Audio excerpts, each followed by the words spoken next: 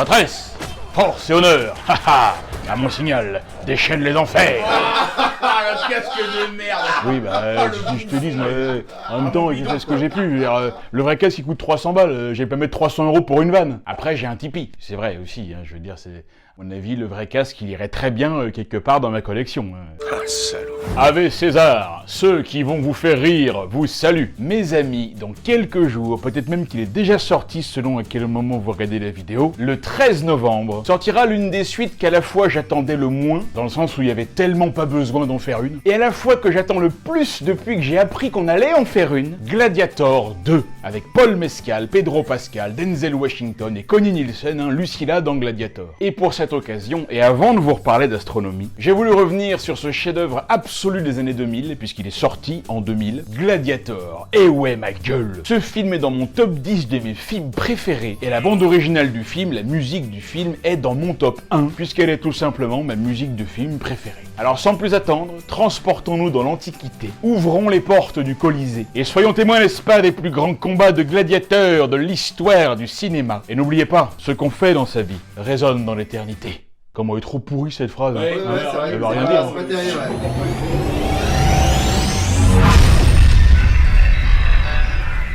Vous savez, en voyant Gladiator, je me suis toujours demandé si j'aurais pu être un gladiateur moi-même. Je pense que oui, hein, clairement, hein, moi je pense que j'ai certainement dû avoir des ancêtres gladiateurs. Ah bon? Oui? Dis-moi pourquoi. Bah parce que ça se voit, regarde, je descends directement soit d'une lignée de gladiateurs, soit d'une lignée d'empereurs, ou peut-être même bien d'empereuses aussi, hein, la ressemblance est frappante. Et vous savez comment je le sais? Parce que je l'ai découvert grâce à MyHeritage, le site de généalogie le plus efficace au monde, avec plus de 90 millions d'utilisateurs, et presque 20 fucking milliards de documents historiques. Ça en fait beaucoup.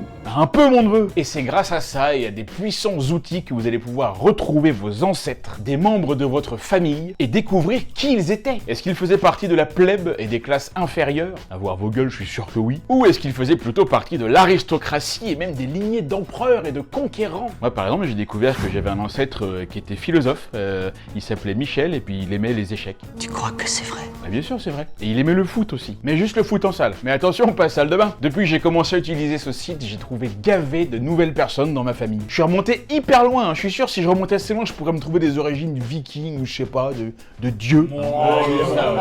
Mais quoi, c'est possible, je suis désolé, mais attends, mais je suis digne d'être comparé à Dieu. Oui, personne ne le mérite plus. Mais pourquoi vous en parler quand je peux vous le montrer? Vous créez votre arbre généalogique en faisant des petites fiches par personne, commencez par la vôtre. Vous ajoutez ensuite les membres de votre famille avec un certain nombre d'informations et le site va automatiquement retrouver des personnes qui correspondent. Il va vous faire des matchs entre les personnes. Si le gars existe déjà par rapport à une autre famille ou quelqu'un qui a déjà rentré, bah il va comparer les deux et c'est à vous de choisir celui qui est le plus complet et puis si c'est bien le bon. Et en général, c'est le bon parce qu'il y a des documents à l'appui. Est-ce que lui c'est ton grand-père? Est-ce que elle c'est ton arrière-grand-mère? Est-ce que lui c'est ton chien? Bah c'est possible, hein, tu sais, à l'époque on faisait des trucs de ouf, hein. Regardez, lui il avait bien une tête de taureau. Et ce qu'on peut faire aussi avec ce site, c'est coloriser et animer de vieilles photos. Et par exemple, là ce sont mes arrière-grands-parents qui posaient avant de rentrer dans l'arène et de donner leur bébé en sacrifice aux hyènes. Chez mes arrière-grands-parents, ils étaient gladiateurs aussi. Ouais. Tu mens. Ah non, je vous jure, ils étaient gladiateurs tous les 8. C'était en Auvergne et en Bretagne. Il y avait des colisées, mais bon, ils ont été détruits par la marée. La marée en Auvergne. Ouais, mais c'était des grandes marées. Et ben vous voyez, en appuyant là, les photos retrouvent leurs couleurs.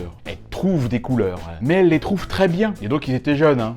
Ils ont bien changé depuis. Beaucoup de choses changent. C'est vrai, beaucoup de choses changent. Et en cliquant là, vous pourrez voir vos grands-parents et encore avant, comme s'ils étaient encore en vie, juste avant de se faire trucider dans les arènes. C'est génial! Cliquez sur le lien dans la description pour profiter de 14 jours d'essai gratuit. Pour toutes celles et ceux qui n'ont pas encore essayé, vous verrez, on se prend vraiment au jeu, comme Maximus s'est pris au jeu dans les arènes. Je remercie beaucoup MyHeritage d'aider cette chaîne en sponsorisant cette vidéo. Gladiator, un chef-d'œuvre du grand écran. Un film qui, 24 ans après, n'a pas pris une ride. C'est toujours un kiff absolu de le revoir. Ridley Scott, qui au passage devient le réalisateur dont j'ai le plus parlé sur cette chaîne, avec 5 films, Alien, Blade Runner, Seul sur Mars, Prometheus et Gladiator donc, nous livre ici sa version grandiose et tellement bien maîtrisée du péplum, un genre cinématographique qu'on n'avait plus vu depuis au moins... je sais pas. Russell Crowe est impérial, Maximus Decimus Meridius restera le rôle de sa vie. Bon, depuis c'est un petit peu laissé aller, hein, le Russell. Ah, il s'est découvert une passion pour le saucisson et le houblon, mon pote. Alors là, il y a mis toute sa fortune. Gladiator marque d'ailleurs le début de la collaboration entre Ridley Scott et Russell Crowe, puisque ce dernier jouera ensuite dans 4 autres films de Scott. A Good Year en 2006, American Gangster en 2007, Body of Lies en 2008 et Robin des Bois en 2010. Je sais même pas qu'ils avaient fait 5 films ensemble. Gladiator a véritablement marqué l'histoire du cinéma avec ses 5 Oscars, dont celui du meilleur film et du meilleur acteur pour Russell Crowe. C'est grâce ou à cause de Gladiator qu'on a ensuite pu voir sur grand écran des films comme Troie, Alexandre, Le Roi Arthur, 3 films sortis la même année en 2004, et d'autres films encore comme Hercule, 300, La Légende d'Hercule, Le Choc des Titans, et aussi des séries comme par exemple Alerte à Malibu. Alors la question qu'on peut se poser et qu'on va se poser aujourd'hui, est-ce que Gladiator est un film historique? Un film qui respecte l'histoire, hein, les décors, les costumes, les personnages et les événements et tout? Eh ben je crois qu'on peut répondre sans trop se tromper que c'est un non, c'est un non négatif. Il y a une très bonne vidéo de la chaîne Histoire Appliquée qui détaille toutes les erreurs historiques du film, c'est hyper intéressant, je vous ai mis le lien dans la description. La principale différence entre le film et la réalité, c'est peut-être dans la façon dont Ridley Scott traite ses gladiateurs. Ici, ce sont vraiment des esclaves, rien de plus que de la chair à canon, qui sont juste faits pour s'entretuer et on s'en fout complètement de leur sort. Alors que dans la vie, les gladiateurs étaient hyper respectés. T'es un peu l'équivalent des sportifs de haut niveau de nos jours. Bah, je dis pas qu'il y avait des gladiateurs du niveau de Mbappé, mais parfois on en était pas loin. Il y a plusieurs catégories, ils avaient chacun leur style. Le plus souvent, ils se battaient contre d'autres gladiateurs de leur propre club, contre des gars qu'ils connaissaient. C'était du show avant tout.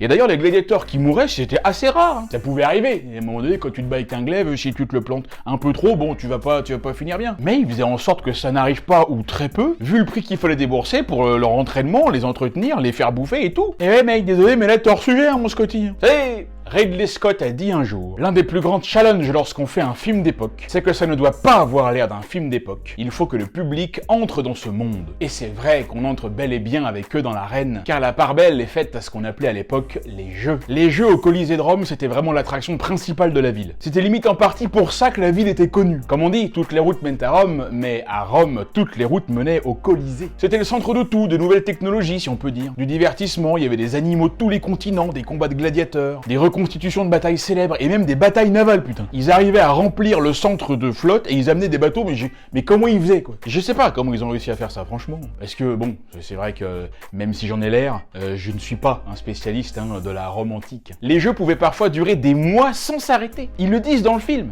En tout, 150 jours de jeu. Il y a même des historiens qui disent que si nous, aujourd'hui, qui vivons en 2024, on pouvait aller assister à ces jeux-là, eh ben, on serait pas forcément dépaysés. Dans le sens où il faudrait qu'on achète notre ticket, qu'on fasse la queue, qu'on aille rejoindre notre siège, il y aurait des vendeurs qui nous distribueraient des trucs à bouffer, on pourrait acheter des casquettes et tout, avec des plateaux de nachos et du cheddar fondu. En fait, il y a des trucs qui ont pas beaucoup changé par rapport à tout ça. Bah évidemment, le spectacle est très différent. Mais la question qu'on peut se poser, c'est est-ce que nous, au fond de nous, aujourd'hui, on serait prêt à refaire ce genre de choses? Je parle pas du fait que moralement, ce soit impossible pour notre société, je parle vraiment de au fond de nous. Est-ce qu'on serait prêt à assister à ce genre de tuerie là? Est-ce qu'on pourrait, comme eux, se réunir par milliers pour aller voir des gens se tuer? Alors, on le fait bien pour des sports assez violents comme la MMA ou même la boxe. Bon, c'est pas la même chose, je sais. Mais bon, on est pas loin. Sans parler des corridas où il y a des milliers de gens qui vont voir des animaux se faire torturer et tuer. Parce qu'on kiffe ça, c'est ça la vérité. On kiffe les gens se faire taper dessus, là. Alors en quoi eux, ils étaient vraiment différents de nous? Bon, ils s'habillaient avec des rideaux, je sais, mais bon, il y en a aujourd'hui, c'est encore le cas. D'ailleurs, le film représente assez bien la violence qui régnait dans la société au quotidien, avec des complots, des assassinats et tout. Mais est-ce que pour autant, ça faisait de des monstres? Ou est-ce que c'était des gens simplement comme nous, mais dans une société différente? Ah ouais,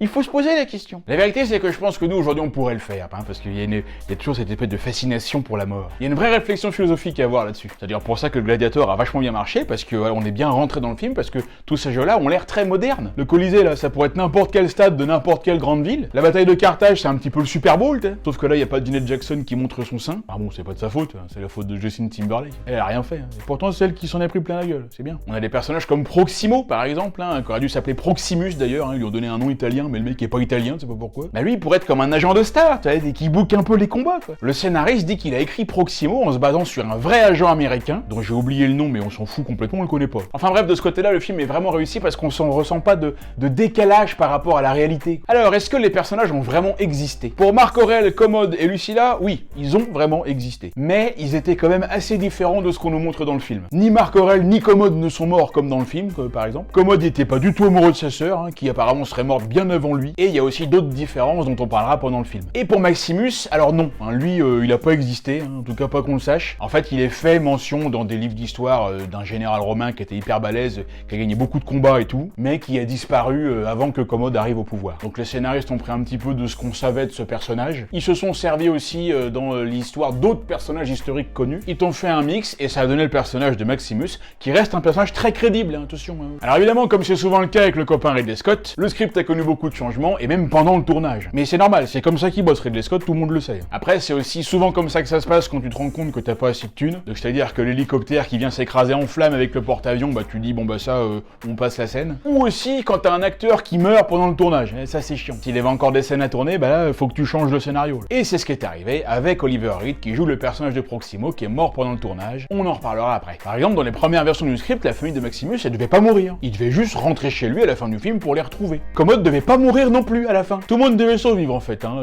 C'était vraiment Gladiator chez les bisounours. Au final, ils ont quand même tué la famille parce qu'ils voulaient qu'il y ait une espèce de sorte de relation, on sait pas, hein, mais entre Maximus et Lucilla. Lucilla d'ailleurs qui devait se suicider pendant le film, mais ils se sont dit que c'était pas cool parce que c'était un peu le seul personnage féminin du film, donc tu sais, on va essayer de la laisser en vivre. Attends, après on va encore nous taxer de sexisme et tout ça là. Bon, cela dit, c'était en 2000, hein, t'es pas encore trop arrivé ces conneries là. En attendant, on a quand même des pures scènes de ouf avec des putains d'acteurs. Joaquin Phoenix, Connie Nielsen, Richard Harris, Oliver Reed et surtout Jimon Hounsou, bien sûr. Je vais même pas vous faire l'affront de vous le présenter. Je suis sûr que vous l'avez toutes et tous vu dans au moins 3 films. Bon, puis évidemment, on adore tous Russell Crowe, hein, il a un charisme incroyable. C'est marrant d'ailleurs parce que quand tu regardes le making-of, c'est complètement le contraire. Tu le vois, et le gars n'arrête pas de faire l'abruti. T'as 1h30 de making-of, 1h30 où le mec il fait l'abruti dès qu'il est devant une caméra. Et c'est con ce que je vais dire, mais d'ailleurs non, c'est très intelligent. Je trouve qu'avec ça, on se rend vraiment compte à quel point les mecs sont des acteurs, tu vois. Des comédiens qui adorent faire le pitre devant la caméra, qui sont hyper à l'aise et qui, dès qu'il y a une caméra, ils rentrent dans un autre personnage, tu vois, un autre rôle. Un des trucs qui m'a le plus fait marrer, moi, dans le making-of, c'est ça. T'as une sorte de scène coupée, là, on sait pas ce que c'est, et Russell Crowe, il arrive direct pour faire le con devant la caméra en prenant une voix différente. Là, à un autre moment, il doit faire la scène avec les tigres, il se met à prendre une voix d'animateur télé comme s'il était dans un safari, tu vois. Here we are today in the Wild Safari Park in the middle of the Malta Forest. C'est juste un peu en décalage par rapport à Maximus. Et là encore, avant de tourner la scène de fin contre Commode, c'est pareil, il fait l'abruti dans la caméra, il prend un autre rôle, tu vois. Ça, je trouve ça terrible parce que d'abord, c'est pas le Russell Crowe qu'on voit dans le film, mais surtout, ça montre à quel point les mecs sont à l'aise devant une caméra. C'est naturel pour eux de jouer la comédie et c'est pour ça qu'ils sont bons. Et d'ailleurs, ça me fait penser, c'est une petite question pour les connaisseurs là. À votre avis, est-ce que le trio Maximus, Juba, Hagen pourrait gagner contre le trio Aragorn, Legolas, Gimli? C'est une bonne question. Sur qui vous pariez, hein? Vous allez me dire que Legolas, il plante une flèche à chacun et puis on est bon. Ouais, sauf que par exemple, Hagen, il sait vachement bien contrer les flèches. Donc moi, franchement là, je mets 2000 sesterces sur la team Maximus. Attends, on va comme pas parier sur une équipe avec un nain. Allez, avant de lancer le film, n'oubliez pas de faire comme l'empereur, en mettant un pouce en l'air à cette vidéo et en vous abonnant à la chaîne. Allez, on lance le film, avec la musique qui part sur le logo des boîtes de prod qui se sont habillées de jaune pour l'occasion. Ah, Gladiator, c'est un film jaune, oui, absolument. Tu veux dire que ça se passe en Chine? Non, je veux dire que la couleur jaune est très présente. Tu te demandes d'ailleurs si le film il a pas été réalisé par Jean-Pierre Jeunet. Bah attends,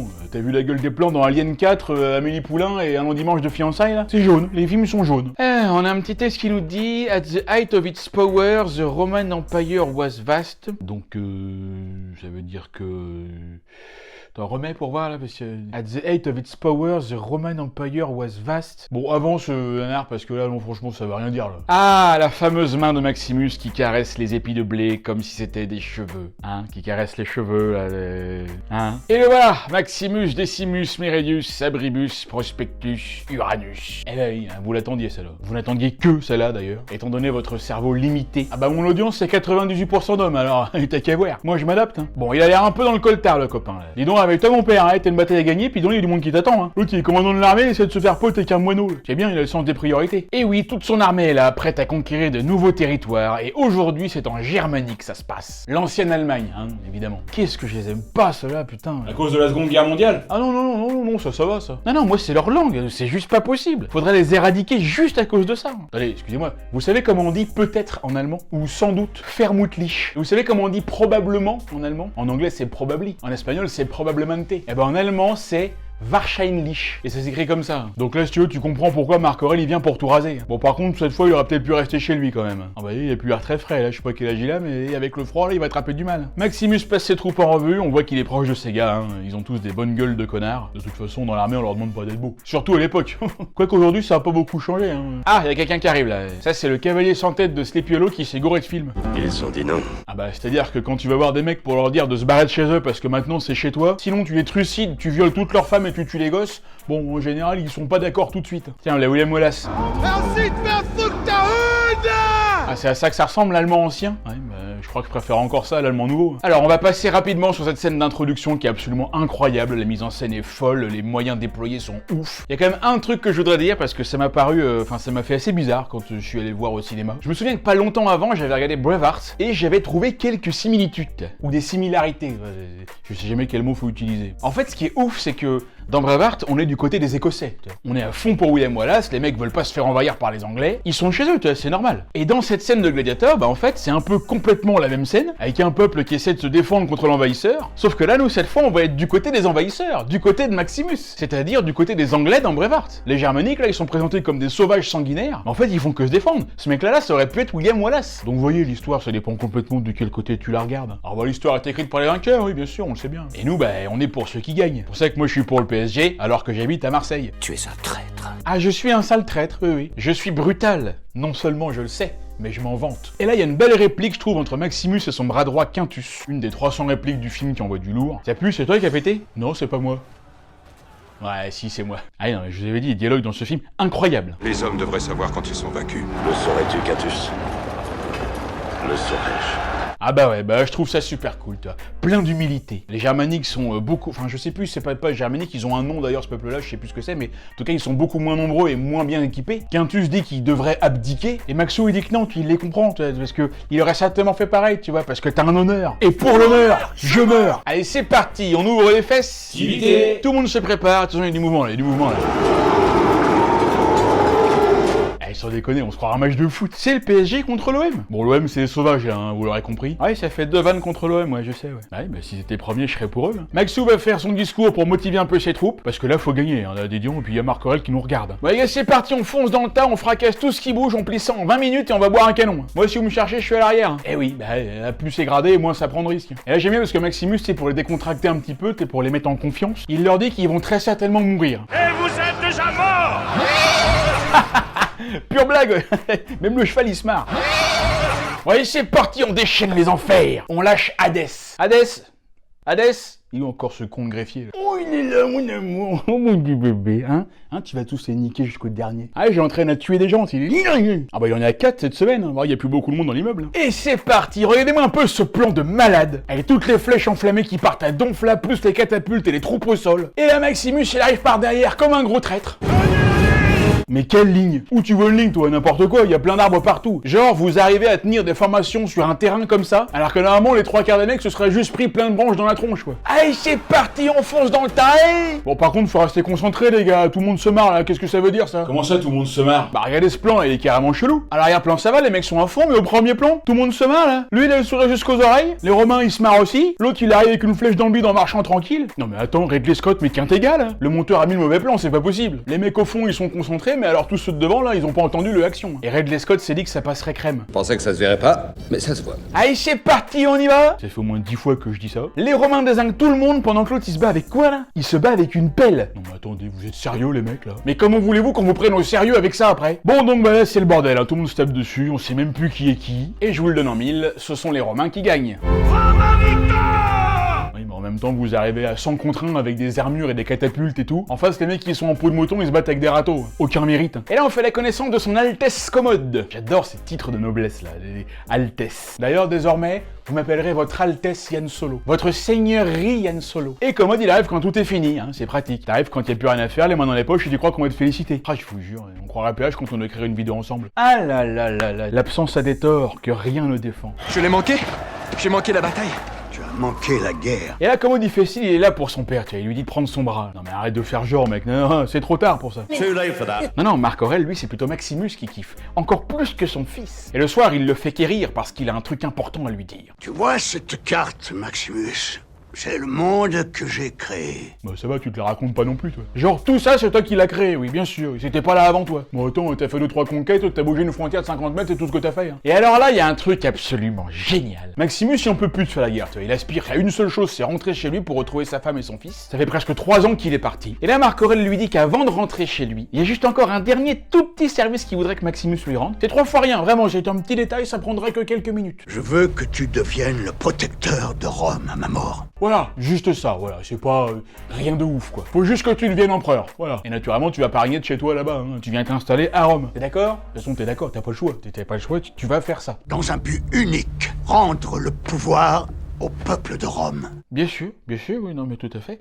Mais, que je veux dire, c'est à partir de quand qu'on commence en fait? Et là, on va comprendre que Marc Aurèle en a assez de la corruption politique. Il veut que Rome redevienne une république. Et comme Maximus n'est pas un politicien, il ne sera pas intéressé par le pouvoir, et il sera un homme juste et bon, exactement comme moi. Parce qu'il y avait un rêve qui s'appelait Rome, à la vanille avec une petite note de cannelle. Allez, sur le cul, Maximus, là, hein? Ah, t'y attendais pas celle-là? Alors, clairement, moi je suis Maximus, j'accepte tout de suite, et je fais une liste de tout ce que je veux. Je veux un assistant qui me suive partout derrière moi pour jeter mes chewing-gums quand ils n'ont plus de goût. Ensuite, je veux un jacuzzi dans chaque pièce de la maison, et même dans les couloirs, hein, pour aller aux pièces de jacuzzi, je veux un jacuzzi. Je veux une salle remplie de carlins pour que je puisse m'amuser à les torturer comme bon me semble. Et enfin, je veux un home cinéma, écran 18K, 120.4 dans mon salon. Non mais ça existait pas. Je m'en fous que ça n'existe pas, je le veux, sinon je refuse. Et comme Marc Aurèle ne peut pas lui donner tout ça, Maximus refuse. Et Commode? Commode n'est pas un homme de morale. Eh oui, Marc Aurèle le sait. Son fils Commode va vouloir le pouvoir pour lui, hein, juste pour kiffer la life, il en aura rien à foutre du peuple. Et c'est normal, puisque c'est ce qu'on ferait tous. Levez la main dans les commentaires ceux qui pensent qu'ils seraient les pires empereurs du monde, responsables de la chute de Rome. Et dites-nous quelles seraient vos premières mesures qu'on rigole. Commode ne peut pas régner. Il ne doit pas régner. Ah oui, à ce point-là. Tu es le fils que j'aurais dû avoir. Ah oui, à ce point-là. Bon bah écoute Maximus, qu'est-ce qu'on fait? On signe maintenant ou tout de suite? Franchement, entre une maison paumée à la campagne et un loft en plein centre-ville et dernier étage, terrasse et triple vitrage, moi je dis y a pas photo. Max il va voir son servant Cicéron et il lui dit: Nous ne pourrons peut-être pas rentrer chez nous en fin de compte. Ah bah il a choisi le Maxou. Ah il se laisse tenter, hein, ouais. Entre le cœur et la raison, ouais, bah pour une fois c'est le cœur qui l'emporte. Bon du coup faut annoncer la bonne nouvelle à Commode. Tu ne seras pas empereur. Et ouais, ha, t'es vénère, hein. T'as les boules, hein. Bouffon, puceau. Puceau. Mais non je sais, non ça n'a rien à voir. Je vais passer mes pouvoirs à Maximus. Alors là ma gueule, ça c'est la double peine ça. Le deuxième effet qui se boule. Ah là le Commode il va pas être commode là. Rome va être une république à nouveau. Et oui, c'est vraiment ça le souhait de Marc Aurèle, refaire de Rome une république. Ma décision te déçoit? Non, pas du tout va très bien. C'est pas comme si j'attendais ce moment depuis que je suis tout petit, et que tu m'as toujours dit que c'était moi qui serais empereur après toi. En fait, cette scène elle est absolument géniale, parce que c'est un peu de là que tout part, mais a priori, dans les faits, c'est exactement le contraire qui s'est produit. Puisque non seulement Marc Aurèle a bien nommé Commode son fils empereur, mais surtout c'est lui qui a réinstauré la primogéniture, c'est-à-dire au premier enfant mâle d'hériter du poste de son père. Là où apparemment justement les autres empereurs avaient abandonné ce truc-là avant. En plus, il est dit qu'il avait vraiment préparé son fils à régner comme un vrai conquérant, en l'emmenant sur les champs de bataille, en faisant de lui son propre conseiller dès l'âge de 15 ans. Donc en gros là, quand il lui dit ma décision te déçoit, bah évidemment que ça le déçoit, connard. Tu le préparais depuis son plus jeune âge à être empereur, et au dernier moment tu lui dis que ce sera pas lui, pauvre con. C'est quoi ce père de merde là? Non mais c'est lui le salaud de l'histoire en fait. Et là Commode lui dit tout ce qu'il a sur le cœur dans une scène hyper forte et vraiment touchante. C'est un petit peu le seul moment du film, on va dire, où on peut vraiment être du côté de Commode, qui dit à son père qu'il a essayé toute sa vie de lui plaire mais que ça n'a jamais marché. En même temps, t'as vu la gueule qu'il a avec sa pauvre petite moustache pourrie là? Non mais là par contre, à ce moment-là, au cinéma, on découvre un peu pour la plupart Joaquin Phoenix, et on se dit quand même que c'est un sacré bon acteur. Et dans un excès de folie, Commode va carrément tuer son père de rage et de colère. Et ça se comprend, hein. Encore une fois, moi je vous dis, si j'étais Commode, j'aurais très certainement fait pareil. D'ailleurs, j'ai déjà fait pareil, hein, tu te rappelles? Mais c'était pas mon père là, c'était un type que je connaissais pas dans la rue. Bah, lui, en même temps, il est qu'à me laisser passer. Hein. Oh attends, sous prétexte qu'il est en fauteuil roulant, fallait que je lui laisse la place. T'as vu jouer ça où toi? Et voilà, Commode a tué son père, il a tué l'empereur. Et bien évidemment, quand Maximus va l'apprendre, il va être vénère aussi. Parce qu'il se dit que personne va le croire quand il va leur dire que c'est lui que l'empereur avait choisi. Et ouais, là le poste, il va peut-être lui passer sous le pif là. Il voit que Marc Aurèle fait pas du tout la sieste, hein, parce qu'il est tout froid puis qu'il pue déjà la mort. Et là, Commode lui tend la main en lui disant de le rejoindre. Je ne l'offre qu'une fois. Ouais, ça c'est ce que je dis à mes dates Tinder, pour leur faire comprendre la chance qu'elles ont d'être avec moi. Sauf que là, Maximus, il lui met un de ses vents, mon pote. Là, il lui met une F5 dans sa gueule à l'autre babelet, là. Parce que Max, il sait la vérité. L'empereur a été assassiné. Bah, comment tu le sais? C'est quoi tes preuves? Je disais, t'as aucune preuve, comment tu peux savoir? L'autre était tout vieux, tout pourri là, tu soufflais dessus et tombé dans les pommes. C'est peut-être ce qui s'est passé, hein. Il a eu un courant d'air, il est mort. Alors accuse pas sans savoir. De toute façon, il se fait arrêter direct sur ordre de César. Chevauchez jusqu'à l'aube et exécutez-le. Bah pourquoi à l'aube? Maintenant que l'idée est lancée? Faites-le derrière la tente là, vous filez son corps au cochon et puis ni vu ni connu, on n'en parle plus. Hein. Ah, il se complique la vie les mecs. Allez, il l'emmène dans un petit endroit très mignon, hein, très bucolique. Au moins on comprend tout de suite le thème. On va lui faire une petite piqûre dans le cou, normalement il sentira rien. Hein. Mais pam! Même pas le temps. Max chope l'épée à main nue. Le truc hyper tranchant, c'est normalement il devrait juste avoir perdu tous ses doigts. Et bam! Il dézingue tous les gardes un par un. Et ouais les gars, vous avez cru que vous pourriez tuer si facilement le commandant en chef des armées du Nord? Le général des légions Phénix? Ah, il sait se défendre le Maxou. Bon par contre il est blessé quand même. Là. Non mais parce que c'est pas un surhomme non plus. Hein. C'est pas un dieu, contrairement à moi. Je vous rappelle que je suis un descendant de dieu direct. C'est MyHeritage qui l'a dit. Pendant ce temps, les hommes de commode vont prendre des nouvelles de la famille de Maximus. C'est gentil de leur part, hein. Franchement ils étaient pas obligés. Le petit garçon est tout content de les voir, il arrive, attention regardez bien et POUM!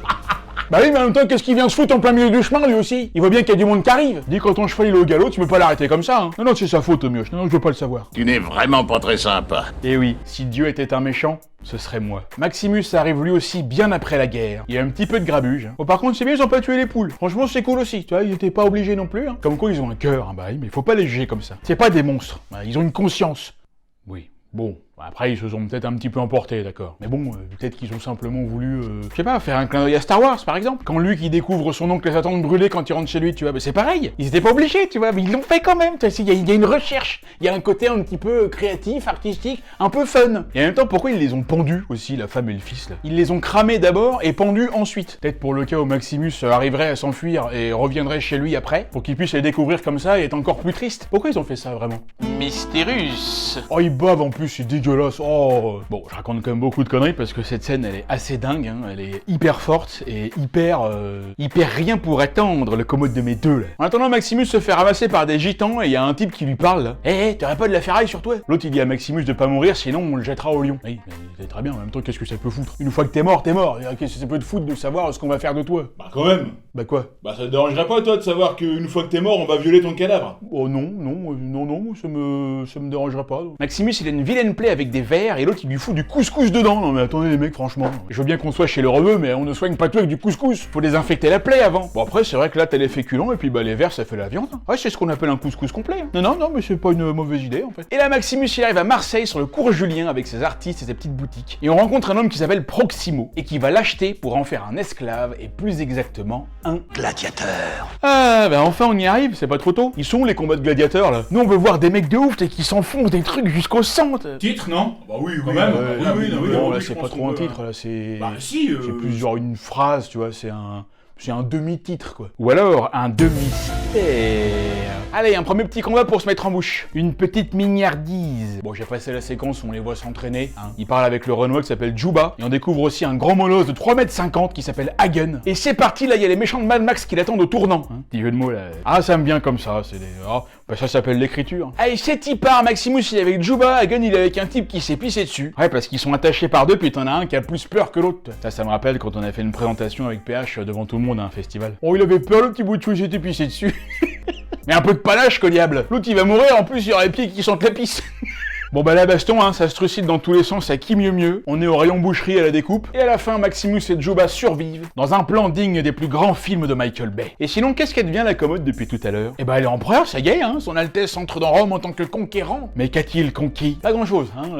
Pour l'instant, il a juste tué une seule personne, c'était un vieillard de 90 ans qui en plus se trouvait être son père. Il va falloir qu'il fasse vachement mieux que ça. En tout cas, il est attendu de pied ferme par les sénateurs qui ont une mission, le faire chier. Me faire chier. Et ça c'est pas très intelligent. Et on découvre aussi Lucius, le fils de Lucilla, la sœur de Commode, et donc son neveu. Et direct, il y a un premier conseil des ministres, tous plus sinistres que ministres, qui disent à Commode qu'il y a du pain sur la planche, hein, puis que dis donc, il faut s'occuper du peuple. Ce à quoi Commode répond justement qu'il faut absolument que tout le monde ferme bien sa gueule, parce que lui, il sait comment régler le problème du peuple, il connaît le peuple. Lui. Alors César peut-il avoir la bonté de nous faire partager sa science, tirée de sa propre et si longue expérience? Oh, lui, il cherche la merde, lui. Je sais pas qui c'est, mais il veut jouer au con, celui-là. C'est le sénateur Gracchus, hein. Lui et Commode, ils vont pas être potes. Et en même temps, l'autre, il appuie bien là où ça fait mal. Écoute-moi bien, pauvre merde. La prochaine fois que tu m'interromps, je t'enferme dans une cage avec un gorille qui a paniqué depuis 3 ans. Tu vas voir, tu vas chanter de l'opéra. Ah non, mais Commode, il aime pas qu'on le fasse chier. Heureusement que sa grande sœur, Lucilla la Sage, est là pour apaiser les tensions. Parce qu'on a toujours besoin d'une femme pour régler les conflits. Pour les commencer. Pour les commencer, oui, pardon. Pendant ce temps-là, Maximus, il commence à se faire une petite répute, hein. On le surnomme l'Espagnol, parce qu'en fait, il vient d'Écosse, mais que tous les gens sont très mauvais en géographie. Et là, il doit carrément se fighter tout seul contre 5 mecs, et bien évidemment, il n'en fait qu'une bouchée. On dirait presque qu'il y prend du plaisir, hein.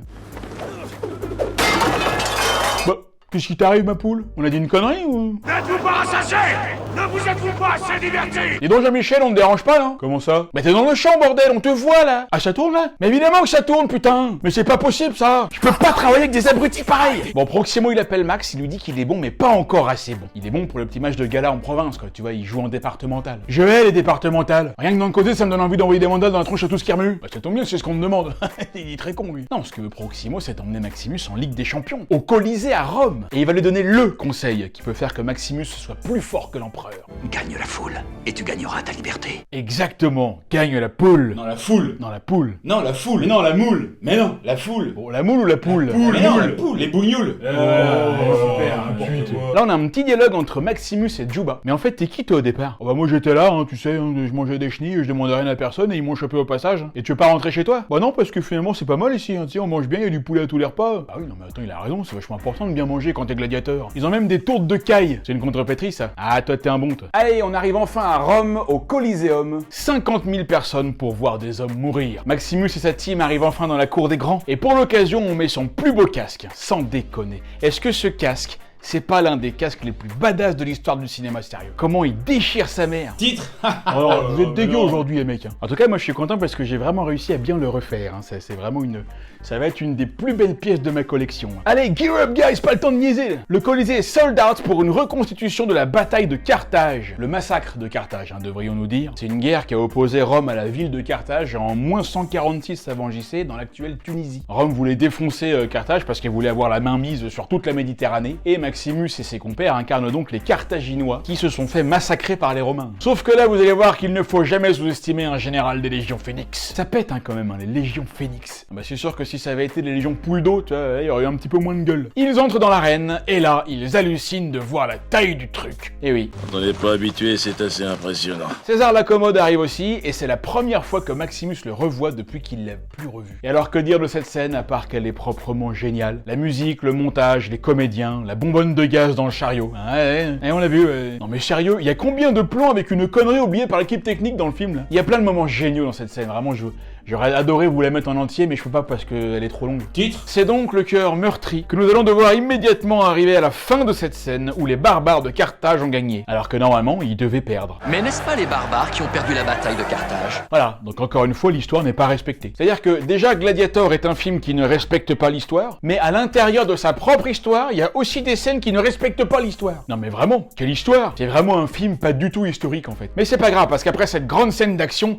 allons n'est-ce pas être témoin d'une autre scène tout aussi puissante? C'est ma scène préférée du film. César descend dans l'arène pour rencontrer l'Espagnol en personne, parce qu'il y a un truc qu'on n'a pas dit, c'est que Commode en vrai qui fait grave les batailles de gladiateurs, au point d'aller lui-même en affronter en vrai. Hein. Dans le film on le présente un peu comme une petite lopette, hein. Il me fait un peu penser à PH. Mais en fait il était un petit peu badass quand même, hein. Il faisait des courses de chars, il se battait avec des ours et tout. Hein. Et c'est Commode qui demande aux gladiateurs de se présenter, mais si Maximus révèle son identité, alors que Commode le croit mort, il va peut-être être tué sur le champ. Alors tu t'appelles comment? Calimach au petit dé.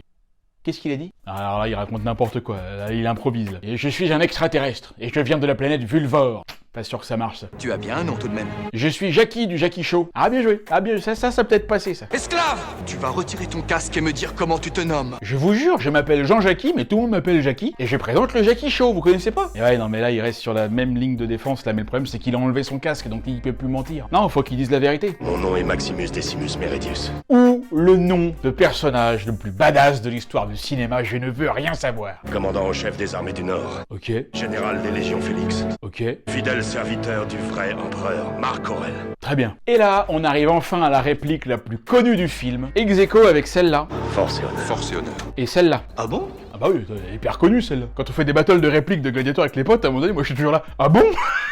Père d'un fils assassiné. Époux d'une femme assassinée. Et j'aurai ma vengeance. dans cette vie ou dans l'autre. Et du coup, bah là, c'est Commode qui en prend un coup, hein. Il pensait que Maximus était mort et enterré depuis longtemps, mais non, il est bien vivant. Et là, il veut le tuer, immédiatement. Il faut pas que Maximus vive, sinon Commode sait qu'il va vouloir le tuer. Mais le problème, c'est que la foule le kiffe, Maximus, donc s'il veut se faire bien voir, César, il doit écouter son peuple qui réclame qu'on laisse vivre Dragibus. Commode n'a pas le choix, il doit laisser Maximus en vie. Et ça, c'est absolument incroyable, Maximus a gagné la moule, il est devenu plus puissant que l'empereur. Et maintenant, tout le monde le kiffe, c'est incroyable. Vous voyez ça? Bah moi là, ça me rappelle quand j'arrive en convention. Tout le monde crie mon nom là comme ça sur le côté là, tout le monde est là, ouais, Yann Solo. Ça doit être le super pied d'être une star. Ah, qu'est-ce que vous voulez, bah, je suis né pour ça. Moi aussi, j'ai gagné la moule. Bon, là, Commode, il est un peu désappointé, et s'il y a une chose qu'il n'aime pas, c'est être désappointé. Ils m'ont donc menti en Germanie. Ils m'ont dit qu'il était mort. Attends, c'est qui il? Qui c'est qui t'a menti là? Parce que les mecs que t'as envoyés pour le tuer, ils sont tous morts. Il y en a aucun qui est revenu. Donc tu vois, ça aurait peut-être pu te mettre la puce à l'oreille aussi. Bon, Lucilla va voir Maximus en secret, hein, mais lui, il est pas content. Hein. Ma femme et mon fils ont été crucifiés et brûlés vifs. Oui, alors bon, déjà, on sait pas s'ils ont été brûlés vifs. Hein. Peut-être qu'ils étaient déjà morts avant, donc excuse-moi, mais faut pas exagérer. Hein. Bon, Lucilla lui dit qu'il a du pouvoir là et que c'est le moment de tenter un truc là. Et elle veut organiser une rencontre avec le sénateur Gracchus, qui veut lui aussi renverser la Commode. Alors fais qu'il tue Commode. Et donc t'arrêtes de gueuler, René. T'arrêtes de gueuler, bordel. Tout le monde va t'entendre là. Il y a des gars partout dans la pièce. Vraiment pas discret celui-là. Bon, allez, un autre baston pour la peine. Faut qu'il affronte qui cette fois? Le légendaire Tigris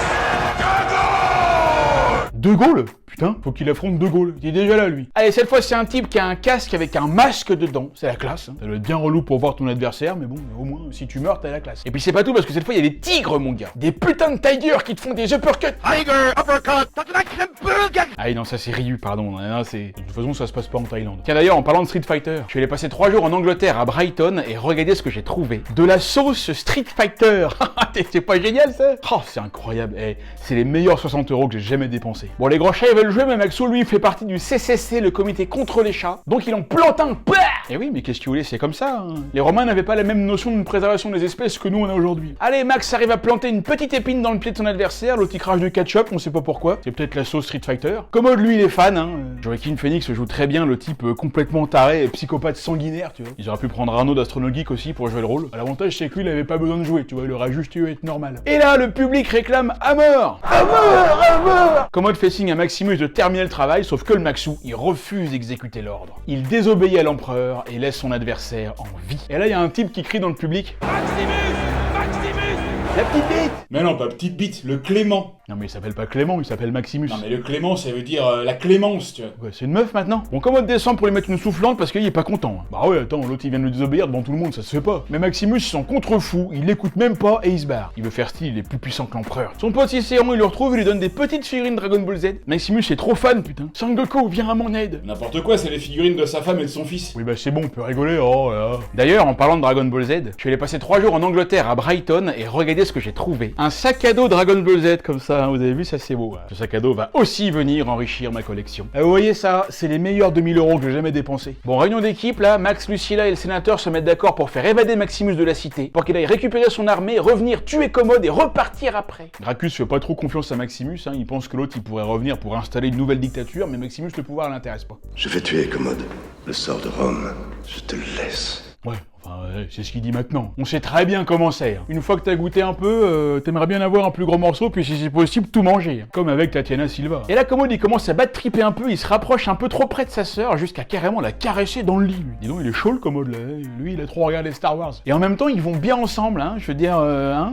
Lui, il est puceau, bon, il pourrait presque se laisser faire. Hein. Oh là là, c'est pas vrai. Non, mais c'est pas moi qui ai dit ça. Hein. Bah si, c'est toi. Mais non, c'est pas moi. Bah alors c'est qui? Je sais pas. C'est une créature étrange qui vit chez moi et qui a pris possession de mon corps. En tout cas, elle est bien embêtée, Lucilla. Elle a du tracas jusqu'au cou. Ah, je l'aime bien, celle-là. Elle est pas facile, il faut la trouver. Là. Bon, là-dessus, Gras du cul s'est arrêté. Lucilla va vite voir Maximus pour lui dire de se bouger le fion parce qu'il faut partir ce soir. Ah oui, non, mais attends, l'autre, il attendait tranquillement dans son lit, les bras croisés. Non, mais il faut être sur le coup, là. Et pendant que nos deux tourtereaux se réchauffent un petit peu, il y en a un qui devient chaud bouillant, c'est Commode aussi, qui dit à Lucilla qu'il sait très bien qu'elle complote contre lui. Et que si elle n'avoue pas tout, il tuera son fils Lucius. Et il dit tout ça devant le gamin. Il dit qu'il va tuer Lucius et se baigner dans son sang devant lui. Lucius Lucius, il est assis sur ses genoux en même temps. Il va à peine le traumatiser, le mioche. Et c'est vraiment un frère de merde, un oncle de merde, un fils de merde, un empereur de merde. En gros, une bonne grosse merde, bien pourrie. Et Lucilla se voit contrainte de révéler tous les plans d'évasion de Maximus à son frère Commode. Les gardes arrivent chez Proximo pour tuer tout le monde, Maximus a juste le temps de s'enfuir. Ses potes se font buter, Hagen le premier. Regarde ça, les mecs tuent Proximo, putain, on l'aimait bien lui. Cicéron se fait cribler de flèches et Maximus se fait emprisonner. Bravo,